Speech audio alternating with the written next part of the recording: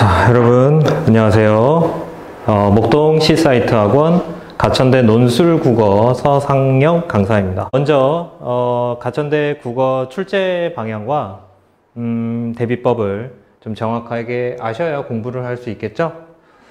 자, 먼저 그러면 살펴보죠. 자, 가천대 논술 가이드에 따르면 이렇게 시험 범위와 평가 기준에 대해서 서술을 해놨어요.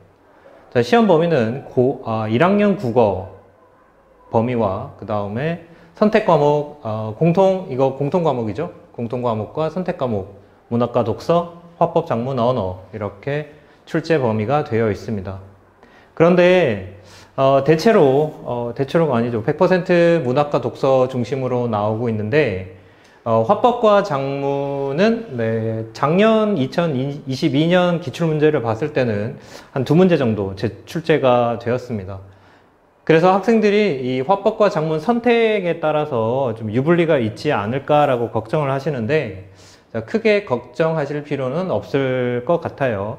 왜냐하면 여기 1학년 공통과목 국어라고 명시가 되어 있는 이유가 이 정도 난이에서 화법과 문법 그리고 작문도 출제를 하겠다라는 의도라고 봅니다. 그래서 크게 걱정을 안 하셔도 될 것 같습니다. 자, 그 다음에 평가 기준인데요. 평가 기준에 보시면, 자, 이게 좀 중요한 것 같아요. 중요하죠. 자, 문항에서 요구하는 조건에 충실하게 답변을 하셔야 됩니다. 여기에서 문항에서 요구하는 조건, 어떤 조건을 요구하느냐, 뭐, 문장을 써라, 단어를 써라, 이런 거의 조건으로 나오거든요. 그래서 문장을 써야 되는데 단어로 쓴다든지, 단어만 써야 되는데 문장으로 쓴다든지, 뭐, 1개를 써야 되는데 2개를 쓴다든지, 이런 조건을 맞추지 못한다면 답에 오답 처리가 되거나 감점 요인이 됩니다. 자, 그 다음에 이건 또 당연하죠. 제시문의 핵심 내용을 또 정확하게 여러분들이 이해를 하셔야 문제를 좀 쉽게 풀 수 있을 겁니다. 자, 작년 기출문제를 좀 분석을 해보면 기출문제를 통해서 출제 분석을 좀 해보겠습니다. 자, 작년 기출을 보시면 저 100% EBS 교재에서 출제가 됐고요.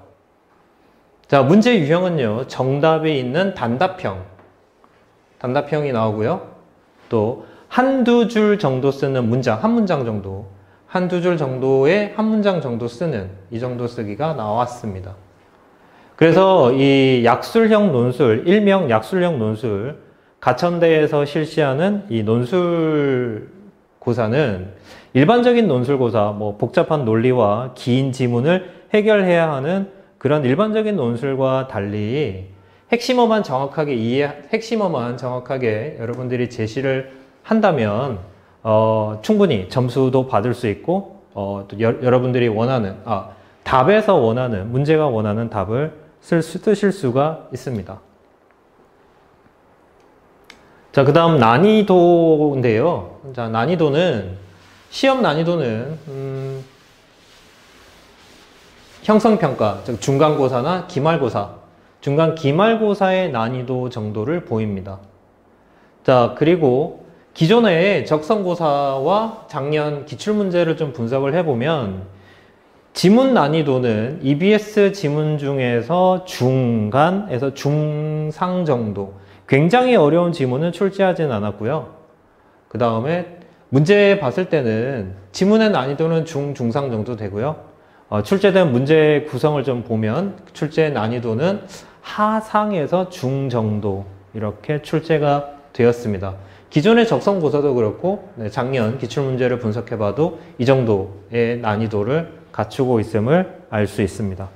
그래서 여러분들이 좀 느끼기에 이 논술이라고 해서 굉장히 여러분들이 어려워하는데 가천대에서 실시하는 논술은 그런 논술이 아니라 여러분들이 쉽게 접근할 수 있는 논술이라고 보시면 됩니다.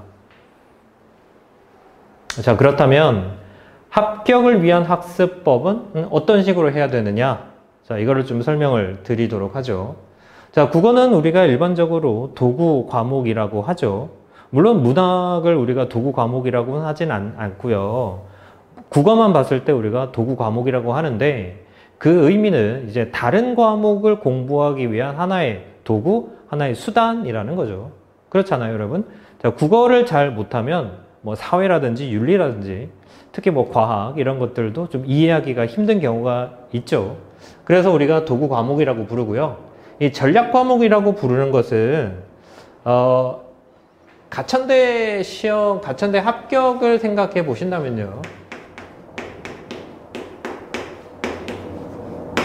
자, 국어와 수학을 여러분들이 시험을 보실 텐데 아무래도 수학을 잘하는 학생들은 이제 먼저 국어가 조금 약할 수도 있잖아요. 물론 둘 다 잘 하신다면 큰 문제는 없겠지만 뭐 수학보다는 국어가 좀 부족한 경우에도 국어 점수가 높아야 고득점을 얻을 수 있을 거고요. 반대로 수학이 조금 약한데 국어가 좋다 이렇게 성적이 나오는 학생들은 이제 수학 점수를 잘 받아야 또 고득점을 갈 수가 있잖아요. 자, 그렇기 때문에 국어는 전략 과목일 수밖에 없습니다. 다시 말씀드려서 국어가 당락을 좌우할 수 있다라는 거죠. 자, 그래서 그리고 작년 선배들, 여러분 선배들의 가천대 시험 후기를 좀 살펴보면 시험 공부할 때 이런 지문 정리라든지 뭐 문학이나 독서, 지문 정리를 좀 해둬야 된다라는 말이 많았고요. 그 다음에 아무래도 이게 오지선다의 문제가 아니다 보니까 좀 낯선 문제도 좀 있고요. 기존에 여러분들이 많이 접해보지 않았던 방식이어서 반드시 실전 연습이 필요하다라는 이야기도 했습니다. 자, 그런데 제가 한 가지 더 말씀을 드리고 싶은 것은요. 고득점, 합격을 위해서라고 한다면 저는 시간 단축이 우리에게 또 하나의 목표가 될 것이다 라고 말씀을 드리고 싶어요. 왜냐하면 앞서도 제가 말씀드렸지만 조금 더 뭐 국어를 좀 빨리 풀어서 수학 시간을 늘린다든지 반대로 수학을 빨리 풀고 국어를 조금 더 자세하게 면밀하게 풀어내기 위해서는 국어 시간도 뭐 예를 들어서 국어를 잘하는 학생들은 국어 시간을 좀 단축해야 될 필요가 있고요. 만약에 또 수학을 잘하는 학생 경우라면은 좀 수학 시간을 단축할 필요가 있어요. 자, 그래서 국어 경우만 좀 살펴본다면 역시 교재 내용을 이해하는 것은 당연하고요. 그리고 이 교재 내용을 이해하는 이유가 바로 우리가 현장에서 시험장에서 문제를 풀 때 그 시간을 단축할 수 있는 하나의 방법이 될 것이고요. 그 다음에 실전 대응 전략, 여기 선배들이 얘기했던 실전 연습이 필요하다고 했을 때 실전 대응 전략은 역시 출제 유형, 앞서 말씀드린 출제 유형 있죠. 출제 유형을 여러분들이 검토하셔서 또 연습해보는, 한 문장 쓰기 연습해보는 이런 것들도 필요하다고 봅니다.